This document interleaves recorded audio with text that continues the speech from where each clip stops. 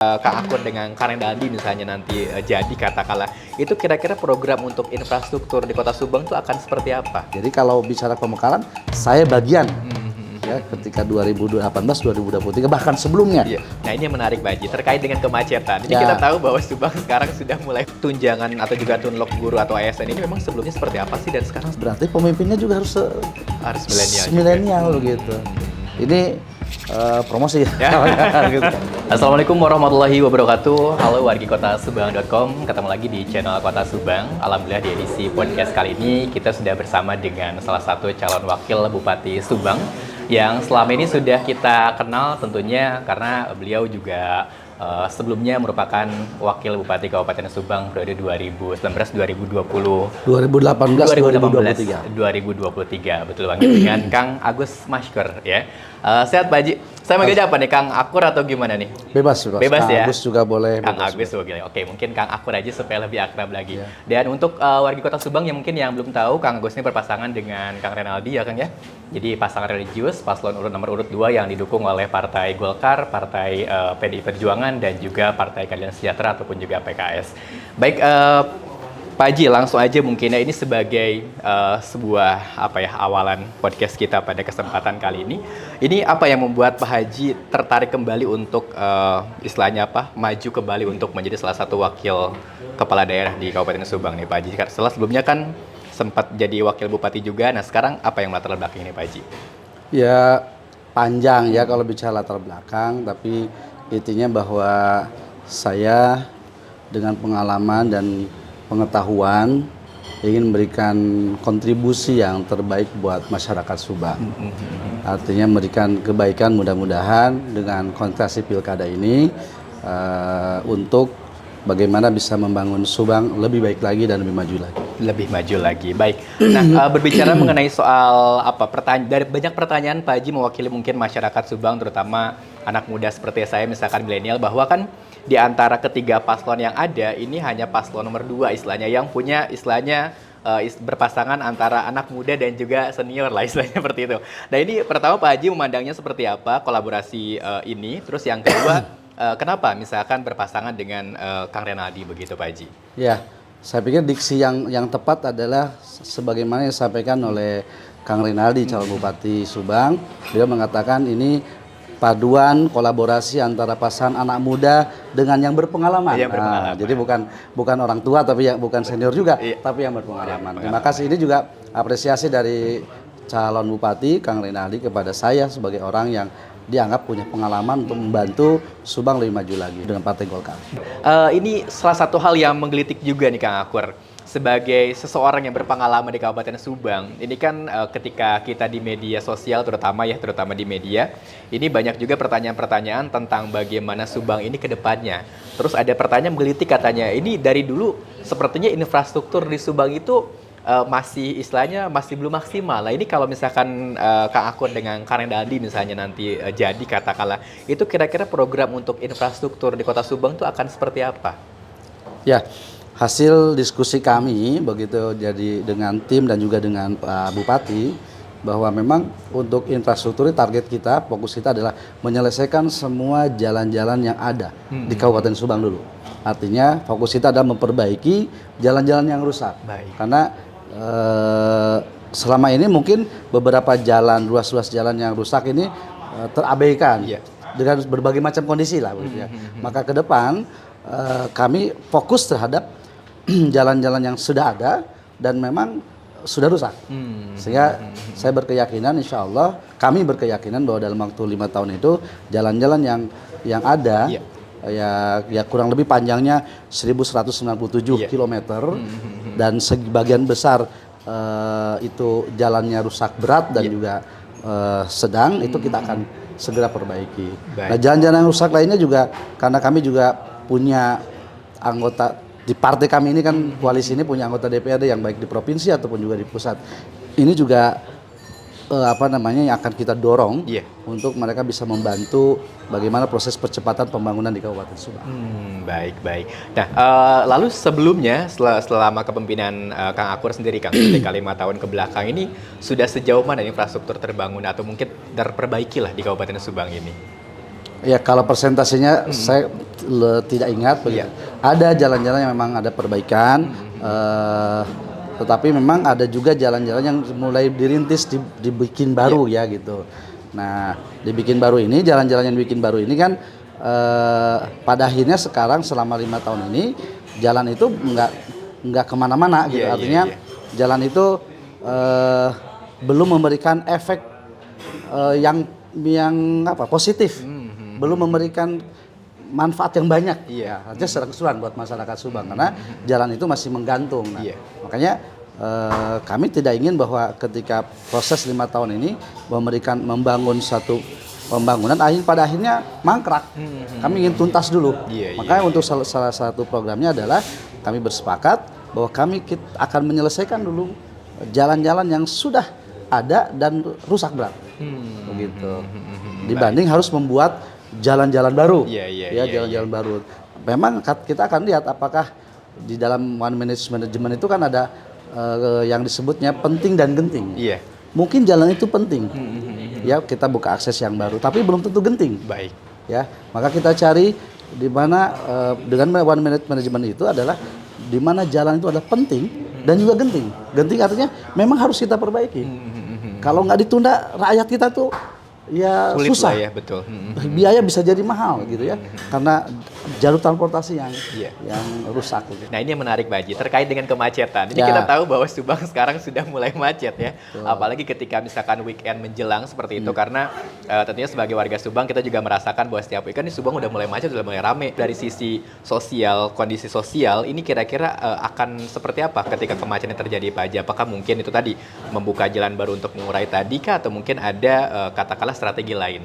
Ya, memang selain melebarkan melebarkan bahu-bahu jalan yang ada, itu pun sebenarnya jalannya kebanyakan jalan provinsi. Maka itu juga menjadi salah satu fokus kita untuk berkomunikasi dengan provinsi yang melebarkan jalan-jalan provinsi yang memang di Subang ini cenderung kecil. Ya, artinya kalau satu mobil aja macet, maka mogok begitu, ini cenderung sulit begitu, hanya 2 kendaraan gitu. Nah ini yang kita akan komunikasikan. Tapi di layar itu bahwa rintisan yang sudah pembangunan jalan yang kemarin sudah dibuat panlok-panloknya, seperti jalan keluar dari Cilameri itu menuju ke arah Tanjungwangi. Ya. Mungkin itu adalah salah satu prioritas juga untuk kita kerjakan, kita mulai pembangunannya gitu. Karena itu adalah salah satu memang yang kita sebut dengan penting dan genting. Karena kalau tidak ada jalan akses yang baru begitu ya, kesulitan dengan mobil-mobil besar gitu. Ya sekarang warga Jalan Cakak ke Kota Subang itu butuh waktu tidak kurang dari 1 jam. Betul. Kalau dulu kan 15 menit. Ya meskipun tadi ada bahasa kalau macet berarti ada pertumbuhan ekonomi misalkan gitu ya. Tapi bukan berarti kita dengan kemacetan itu merasa sudah cukup begitu. Berarti ada pertumbuhan ekonomi. Kita ingin mengurai itu supaya ya para pengguna jalan juga nyaman, ekonomi tetap tumbuh begitu. Baik. Nah, ini kira-kira paslon nomor 2 apa sih visi misi dan kira-kira Subang ke depannya akan seperti apa begitu Pak Haji? Sebenarnya dengan regulasi yang baru sekarang itu, bupati dan wakil bupati yang terpilih nantinya sebenarnya belum bicara visi misi karena visi misinya sudah ditentukan oleh RPJMN ya. RPJN, Rencana Pembangunan Jangka Panjang Nasional. Artinya harus ada kalimat maju, unggul, berkelanjutan, dan daya saing. Nah, artinya itulah visi yang kita juga akan usung, bagaimana membentuk manusia yang unggul, kabupaten yang maju, dan berkelanjutan, ya, dan memiliki daya saing dengan kabupaten-kabupaten lain. Baik. Itu yang ingin saya garis bawahi. Yang kedua, bahwa ketika berbicara unggul, maju, tentu harus punya sumber daya manusia juga yang unggul tadi.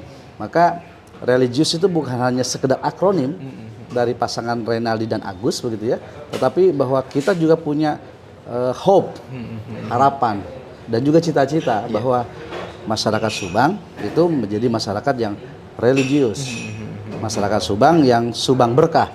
Ya, berkah itu berkarya berjuang untuk masyarakat sejahtera, untuk Subang sejahtera. Ini sebuah akronim semuanya, tapi kata-katanya kita buat dengan kata-kata yang memang positif. Afirmasi positif itu yang kita harapkan ke depan Subang itu masyarakatnya religius dan kabupatennya sejahtera dengan keberkahan Allah Subhanahu wa taala. Seperti itu Pak Haji, kurang lebihnya. Baik. Jadi 30 janji ini memang yang tadi dibilang genting kah atau mungkin ada prioritas lain Pak Haji dari 30 janji kampanye? Di antaranya kan ini banyak sekali nih, seperti meningkatkan anggaran hibah bantuan pondok pesantren, lalu juga yang menggelitik bagi saya sebagai anak muda kan ini ada mengembangkan destinasi wisata dengan melibatkan kaum muda kreatif. Nah ini janji-janji seperti ini selama dari 30 ini memang semuanya prioritas kah atau genting semua atau bagaimana Pak Haji? Ini kan hasil kita pertama analisa dari tahun ke tahun. Yang kedua harapan dari masyarakat, hasil kita juga diskusi panjang jalan atau juga bertemu dengan masyarakat. Jadi ada misalkan tadi destinasi wisata gitu ya, dan Subang ya harus siap karena potensi alam yang luar biasa, maka itu harus membuat destinasi wisata baru untuk menarik para pengunjung ya, destinasi para pengunjung ke tempat wisata tadi. Karena wisata alamnya yang lebih dominan memang alam. Ya, jadi di Subang itu kan lebih banyak wisata alam ya gitu. Dan itu luar biasa gitu. Hanya memang persoalan hari ini adalah jalan yang memang masih kecil gitu. Maka itulah anak muda ketika bicara destinasi wisata melibatkan anak muda kan, kalau hanya sekarang pakai metode manual dan tradisional begitu, siapa yang akan kenal dengan curug-curug, keindahan curug yang di Kabupaten Subang? Maka dengan melibatkan anak muda itu, anak muda kan sudah bermain TikTok, medsos gitu ya, Instagram itu akan mendaya-daya tarik gitu. Ya, dengan settingan-settingan, dengan desain-desain yang dikelola oleh anak muda, dan itu akan membuat orang berbondong-bondong datang ke Kabupaten Subang. Baik. Jadi memang dari 30 janji kampanye ini bisa dikatakan prioritas 30 ini Pak Haji ya? Insya Allah itu prioritas, dan karena memang juga hasil kajian dan juga hasil diskusi dan masukan juga dari beberapa stakeholder yang terkait, misalkan untuk hibah pondok pesantren, terus untuk tunjangan tunlok tukinnya para guru misalkan gitu, karena mereka selama ini tidak mendapatkan itu gitu, padahal sebelumnya ada gitu sebelumnya ada, kenapa zaman kemarin sekarang mereka nuntut itu. Ya kita dilihat ada nggak, mungkin nggak, setelah hitung-hitung kita masih memungkinkan untuk itu. Iya. Oh, dari memang setelah melihat-lihat dari anggaran sebetulnya bisa Pak Haji ya? Bisa, insya Allah bisa. Baik. Nah Pak Haji, oke. Sekarang kita beralih ke sedikit Kang Akur. Oh iya Kang. Jangan ubah nama lagi. Takut patuker ya? Kang Akur, dari beberapa daerah yang dikunjungi tadi, ada cerita menarik gak? Atau mungkin ada aspirasi yang menurut Kang Akur menggelitik gitu untuk nanti coba katakanlah realisasikan seperti itu, mungkin dari beberapa warga yang ditemui? Kebanyakan memang aspirasinya adalah jalan. Jalan ya? Kebanyakan jalan. Ya, termasuk kemacetan tadi ya yang disampaikan. Kebanyakan mereka tuntutannya adalah jalan yang ya tadi hari ini masih banyak jalan-jalan yang rusak, jalan kabupaten yang belum bangun, karena itu kewajiban pemerintah ya gitu. Itu yang harus segera dituntaskan. Jadi setiap komunitas memang ketika bicara pertemuan dengan para petani ya bicaranya pupuk gitu ya. Tapi tetap aja ketika mereka juga ngomongin jalan gitu ya. Dengan guru misalkan mereka bicara tentang tunjangan, terus tetap aja juga ujungnya juga jalan. ada jalan juga. Jadi memang jalan salah satu prioritas utama di luar ekonomi ya, karena kondisi ekonomi yang hari ini mungkin berat begitu untuk para masyarakat di tataran bawah. Ya ini juga menjadi pemikiran kita bagaimana pemerintah hadir memberikan stimulus, kalau ngasih stimulus ya, stimulan gitu untuk bisa mereka mau berusaha dengan modal kecil, modal ada, tapi mereka bisa maju. Siap. Ada juga percepatan atau mungkin mendorong untuk pemekaran Kabupaten Subang Utara. Nah ini seperti apa nih kira-kira Kang Akur untuk progresnya? Kan proses pemekaran juga itu sebenarnya sudah lama.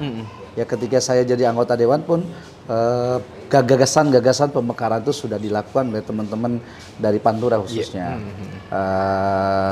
Dan itu sudah masuk, tapi waktu itu kajiannya dianggap bahwa Pantura pada saat itu kajiannya dianggap belum layak untuk mekar. Nah, pada proses kami kepemimpinan Jimat Akur gitu.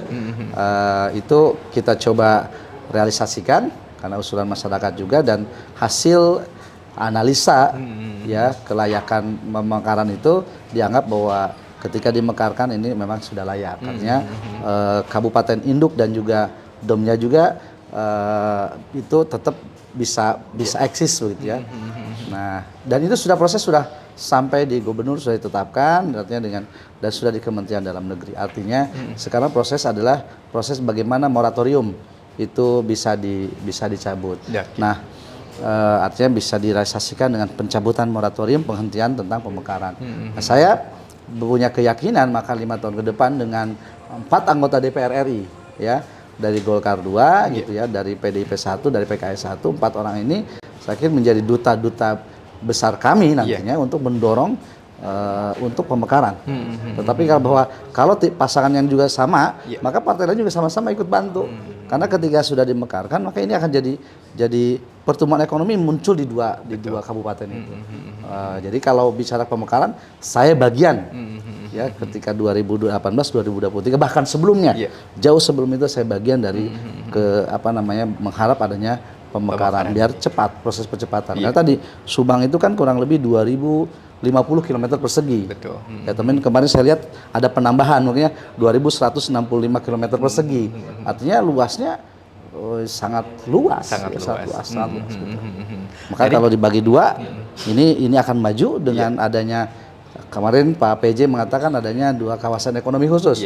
Artinya 1 kawasan ekonomi khusus Patimban, berarti itu kan untuk Subang Utara. Betul. 1 kawasan ekonomi khusus yang ada di Sawangan ataupun di Cipendei, itu berarti kawasan ekonomi untuk Subang Selatan. Artinya dari situ sudah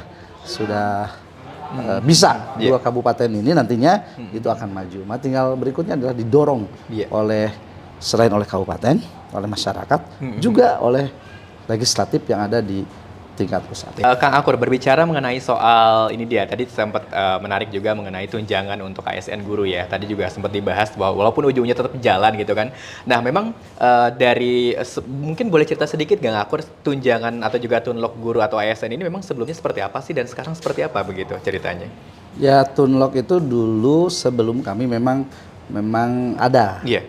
Nah, zaman Pak Jimat Akur itu tunlok itu tidak ada, hilang karena adanya TPP, sehingga ada pemahaman bahwa tidak boleh double pada saat itu. Jadi sempat terputus tuh selama 5 tahun itu. Nah, hasil diskusi kemarin kita ngobrol panjang lebar dan juga menghadirkan dan membandingkan di beberapa kabupaten, ternyata kabupaten juga ada. Nah, artinya kalau itu ada, kenapa hal-hal yang baik itu jadi tidak ada? Nah, makanya kita akan munculkan kembali. Kalau memang kemarin tidak ada bahwa itu oleh kabupaten lain bisa, Subang kenapa enggak gitu? Karena ini kan juga menunjukkan kinerja, untuk menunjukkan kinerja para guru untuk lebih lebih semangat mengajar. Tapi ada satu program sebetulnya di situ juga ada, kita akan memberikan gratis untuk biaya seragam tiap tahun. Baik. Ya, untuk masyarakat Subang yang nanti tiap tahun kan mereka harus menyiapkan. Kalau PNS mungkin ada gaji 13 dan 14. 13 kalau THR, 14 karena mau naikin anak-anak sekolah ya gitu ya. Kan filosofinya begitu. Iya betul. Nah, tapi masyarakat umum ketika masuk bulan Juli untuk memasukkan anak itu kan harus baik dia pendaftar baru atau dia anak itu naik ke kelas 2 atau seterusnya, butuh biaya untuk beli seragam baru, maka pemerintah nanti hadir untuk sekolah. Maka itu aja juga bagian dari janji kampanye kami. Jadi untuk ibu-ibu Kabupaten Subang itu salah satu yang pasti akan menjadi kesulitan gitu. Termasuk satu lagi di dunia pendidikan nih, ijazah. Seringkali kenaikan kelas ada orang tua yang anaknya nggak bisa ngambil ijazah karena persoalan biaya. Nah, itu kita akan siapkan bantuan untuk mereka-mereka yang seperti itu, yang memang anak orang miskin, bukan berarti semua ijazah bisa dibantu kan gitu, tapi ini untuk masyarakat yang tidak mampu karena keterbatasan dana, finansial, sehingga pada saat ijazah itu harus nebus misalnya gitu. Itulah Iya. pemerintah bisa hadir. Itu hanya untuk SD SMP Baik. gitu. Termasuk juga ijazah. Ijazah gitu, juga ya. Oke. Tapi ya nanti kita akan lihat kajian lagi apakah menyalahi tidak kalau kita membantu untuk anak SMA juga misalkan untuk ijazah gitu. Betul, Nanti kita betul. karena kan itulah yang sering jadi kendala ketika mereka istilahnya mau lamar kerja. Iya. Ijazahnya tertahan Betul. itu. Gara-gara Nggak lunas tadi ya Pak Haji ya. Baik. Nah, yang begitu juga mungkin program tentang ini kira-kira Subang ini kan sekarang ini sudah kita masih agak sedikit bingung. Subang ini akankah menjadi kota industri ataukah mungkin tetap kota pertanian atau seperti apa? Nah, kalau misalkan dari religius sendiri ini kira-kira Subang ini akan dibawa kemana Pak Haji untuk pembangunannya ke depan? industri keniscayaan. Keniscayaan, Ya. baik.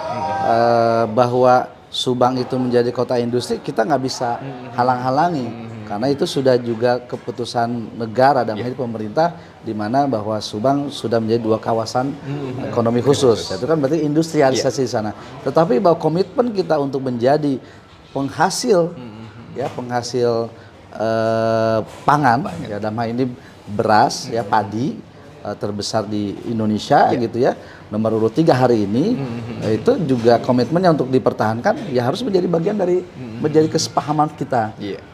Artinya lahan-lahan yang produktif ini selama ini maka harus kita tetap jaga gitu.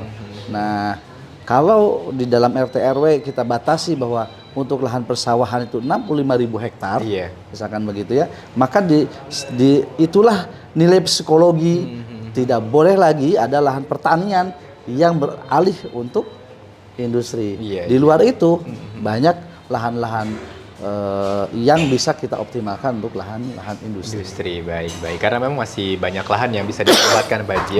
Masih banyak. Baik. Nah, berbicara mengenai soal itu tadi Pak Haji, Pak Kang Akur mengenai soal tentang aspirasi dari masyarakat yang selama ini tentunya sudah berdialog, berdiskusi. Nah, selain memang harapan jalan, kira-kira Kang Akur ada sedikit kisah menarik gak sih ketika interaksi dengan masyarakat di Kabupaten Subang mungkin terkait dengan entah itu aspirasinya atau mungkin ngasih masukan ke Kang Akur, kira-kira ada momen yang terkenang nggak Kang Akur? Entah mungkin pada saat sekarang atau mungkin sebelumnya gitu ketika berkunjung ke masyarakat, kira-kira harapan kedepannya kalau Kang Akur maju lagi akan seperti ini gitu. Ya, memang tetap ya yang diutamakan mereka ada tentang jalan. Ya, terus ya kalau kita ketemu dengan kepala desa ya tuntutannya bagaimana kesejahteraan para perangkat desa, RT yang kemarin saya ketemu dengan Linmas, Pak atuh gitu ya bahasanya gajinya dinaikin misalnya gitu ya, bukan gaji ya insentif lah gitu ya kalau insentifnya naikin, termasuk juga kami nggak mau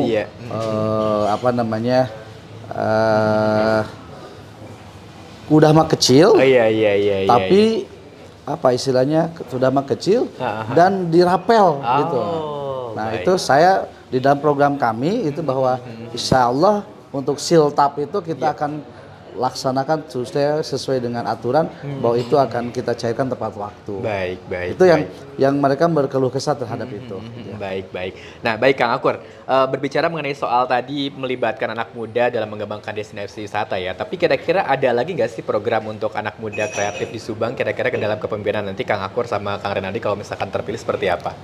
Sebenarnya paling tepat menjawab ini bupati saya gitu ya.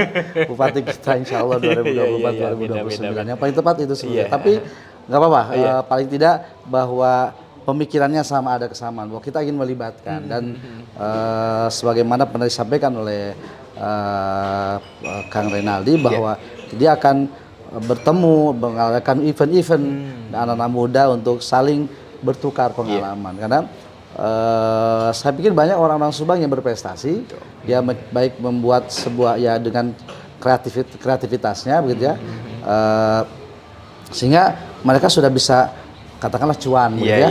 Itu kan menjadi daya tarik untuk anak-anak muda yang lain untuk yuk. Nah itu kita akan fasilitasi itu, diberi panggung untuk memberikan motivasi buat anak-anak muda gitu, memberikan baik itu seninya gitu ya dari sisi yang lain. Nah, itu jiwanya pasti akan feel-nya dapat oleh bupati saya, iya, gitu kan, iya, oleh iya. calon bupati kita kan, Karena masih muda. karena masih muda gitu. Jadi kan, jadi ada bahasa kan gitu, bicaralah sesuai dengan bahasa kaumnya, Iya begitu kan? kan. Jadi begitu. Iya, Jadi iya, iya, bicaralah iya. sesuai dengan bahasa kaumnya. Bahasa Dan ketika kaumnya. bicara anak muda dan mayoritas hari Iya, ini iya, iya, iya, iya. di atas 50% kan, Baik, betul. generasi milenial dan Z itu, Gen Z itu, dan tentu berarti pemimpinnya juga harus Harus milenial juga. milenial gitu.